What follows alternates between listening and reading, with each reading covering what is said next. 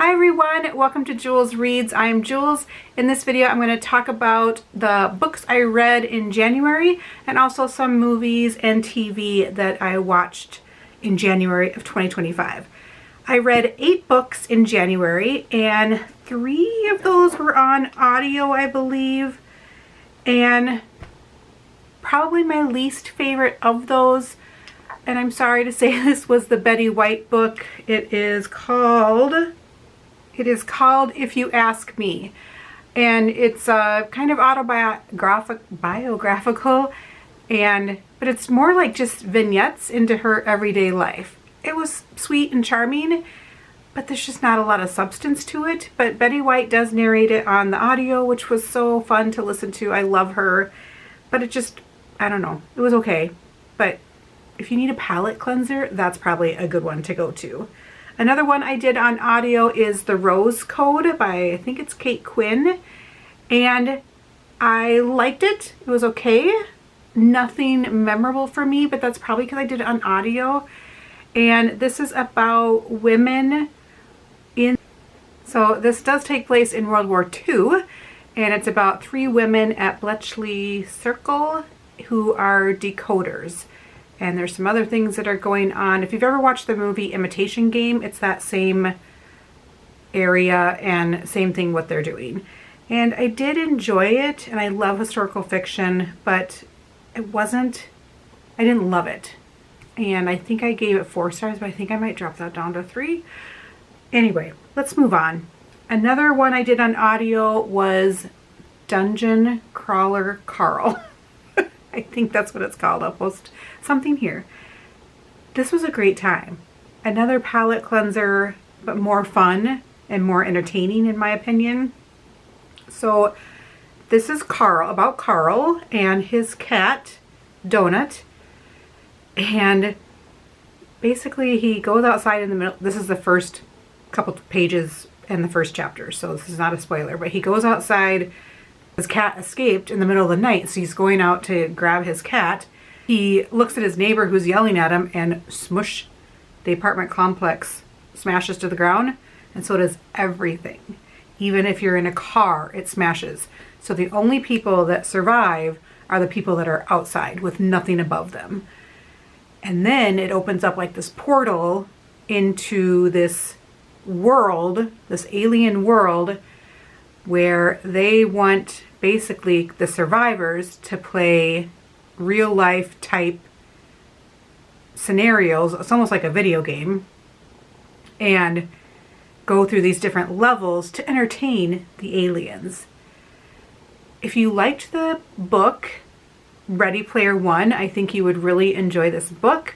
It's not something I would normally gravitate towards, but it was really fun. The audio is fantastic, and the cat's perspective is hilarious. There's lots of humor in it. I would recommend Dungeon Crawler Carl for people that liked Ready Player One or that like video games, all of that. It's a good time, and the audio was fun. I have heard that the audio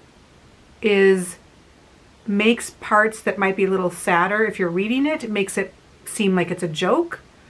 So that's just maybe the narrator's interpretation of it. So I have heard that, but I really enjoyed the narration and had a good time. Ones I read physically, well, nope, I have one more. This one I did on audio, but I do own it. It's The Girl with the Dragon Tattoo by Stieg Larsson.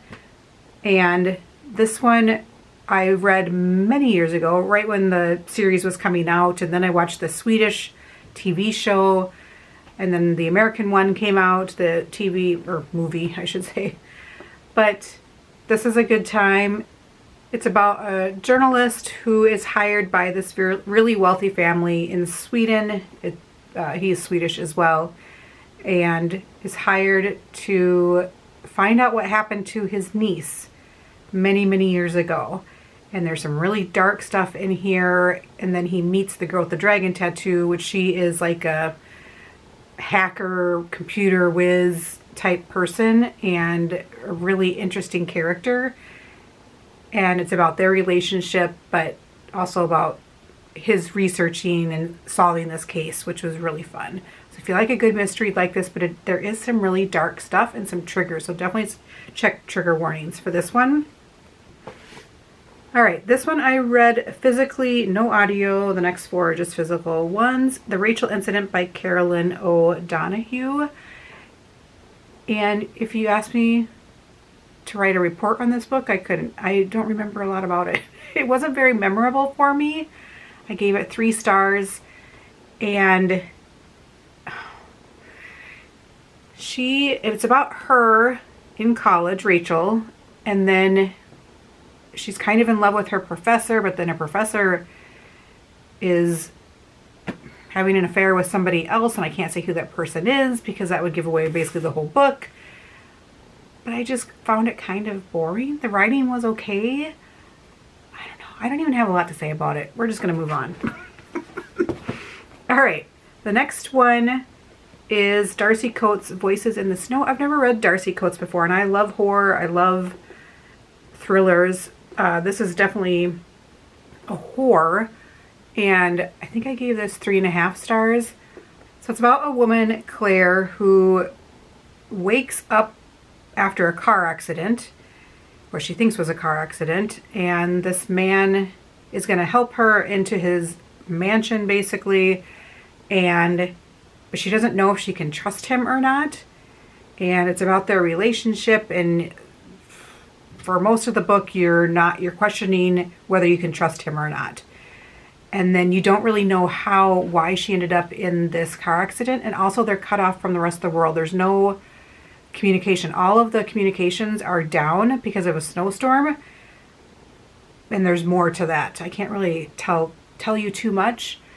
I would read more by Darcy Coates, but it didn't blow me out of the water. But there is some good mystery in it, and it kept me reading. Okay, the next 2 I really did love. This one I'm giving 4.5 stars, and it is I Who Have Never Known Men by Jacqueline Hartman. This is a really popular book on BookTube, and this is about women, and they are held captive underground. That's where the ladder is coming out of the ground, and the one main character that's all she can remember is being underground. So she's younger than the rest of the women, and they're held in cages. They're watched 24/7 by guards, and they're given food, so they're taken care of, but that's all they know. And that's about all I can tell you on that one. It is really well written. There's a reason that it's really popular on BookTube, and I highly recommend it, and I did enjoy it. The next one, now this is a little fresher in my mind because I just finished this one Friday. And this is Annihilation by Jeff Vandermeer. This is in the Southern Reach. What's it called? The Southern Reach trilogy. But there is a 4th book coming out. I think it might have already come out, but the paperback hasn't, and I want the paperback to match the other 3 that I have. I did buy the next 2 in the series. I loved this. 5 stars. And this is a slow burn, and you don't really ever know what's fully happening. And I don't know if those questions are ever answered. That's actually for this one as well. There's a lot of questions that are never answered. So if you don't like that, you won't like either one of these. But this is about 4 women that go into this area X, it's called, and they're the 12th expedition that is going into this area. You don't know what's happened to the 11 expeditions prior. Some people have come back, some have not. Sometimes they kill each other, sometimes they kill themselves, sometimes they die after they get back. And the main character in this is as a biologist, and the other 3 women, there's a psychologist, an anthropologist, and a surveyor, and you never know their names. They go by their occupations, their professions, and they're going into this area. It seems like it's North America somewhere, probably the United States somewhere, and strange things happen in this area. Again, I can't say too much about it. It's less than 200 pages, so it's a pretty quick book. And then I also watched the movie. So I am going to be doing a vlog where I read this and give you more thoughts on it, and watch the movie and let you know my thoughts on the movie as well. Let's get into what I'm reading right now. I have 3 books I'm currently reading, and I have more I'm going to get into. Actually, I have 4 books because I have an audio. So the audio is Jurassic Park. That's my work book club book, and I've never read it before, and I'm having a good time. It's way different than the movie from what I remember. Well, just more detail, of course. And I haven't bought a physical copy yet. I'm trying to figure out which copy I want, but I'm listening to it on audio and having a good time. The next one is Love Medicine by Louise Erdrich. I am barely into it, and I started it a while ago, so I don't even remember what I read. And then Wintering: The Power of Rest and Retreat in Difficult Times by Catherine May. I'm just a little bit into this one. This is nonfiction, and I think it's just about rest and relaxation and giving ourselves permission to do so. And then The 1619 Project is a beast, and I haven't even read anything further. I was going to do like 10 pages a day. I haven't even done that, but when I started it, I had tabbed it. And so this is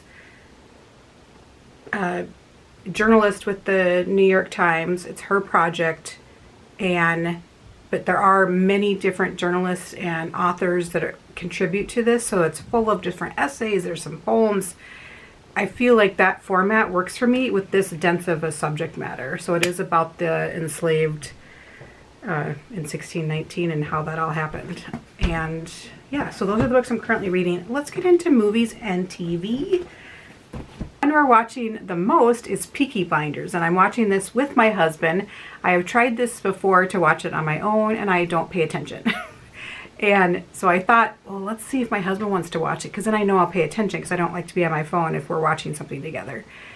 And it's great. We started it a couple weeks ago, and we are already on season 5. There's only 6 episodes per season, and then there's going to be a movie coming out. So there's 6 seasons, which has ended, and now there's going to be a movie coming out this year. So that's why I wanted to get it all done before the movie comes out. And Cillian Murphy is amazing, and if you like The Godfather, The Sopranos, I think you would like it. There's a lot of action. It's really dark and intense. We can only do 1 or 2 episodes an evening because it's just so heavy, but we really like it. I like that there's some twists and turns in it that you're not expecting. Then I watched The Talented Mr. Ripley, the show that's on Netflix, the black and white one. Loved it. I definitely love it more than the movie. I do have the book somewhere that I want to read at some point this year, but I did love that TV show. And then we watched Saturday Night, and that is on Netflix, I think, and that is about Saturday Night Live when it first got started in 1975, which I think that's the year. Yeah, so that was fun to watch. It was amazing, the actors, how accurate they portrayed, like Dan Aykroyd and Chevy Chase, and all of that was amazing. We finished Curb Your Enthusiasm. I don't have a lot to talk about there. That's been going on for so many years. They'll take long breaks, then they'll come back and do a season, long breaks. But we did finish that. And then some ones,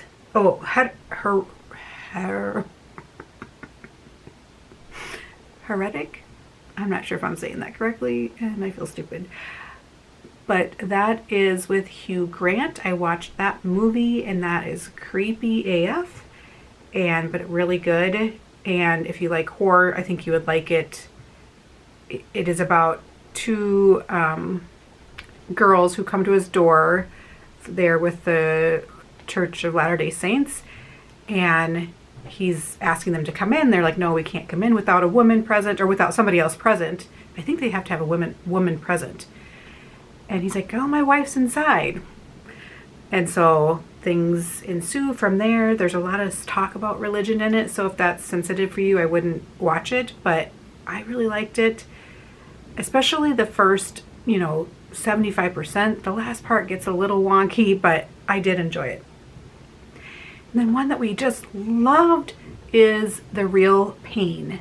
And that is about 2 cousins who go to Poland to try and find their grandma's house that she grew up in, because she has passed away like within the last 6 months. So it's a tour group, and there's some really sensitive, heavy moments in it, but there's a lot of humor in it. And Culkin, I can't remember his first name, Kieran Culkin, he's fantastic. And then the other actor, I can't remember his name, but he is the writer and director as well, and he did a phenomenal job. We really love that movie. That'll be one of my favorites of the year. All right, that is my wrap up for January. What was your favorite book in January, or movies and TV? I would love to hear. And thanks for being here. I know I haven't posted in a long time. I had gone to my other channel, Jules Journals, and posted things there because I thought I couldn't handle 2 different channels, but I really want to focus on my YouTube, both that channel and this channel this year. So I thought it would be best to separate them. So now I'm putting my book content back on this channel. All right. Thanks for watching, and have a great week.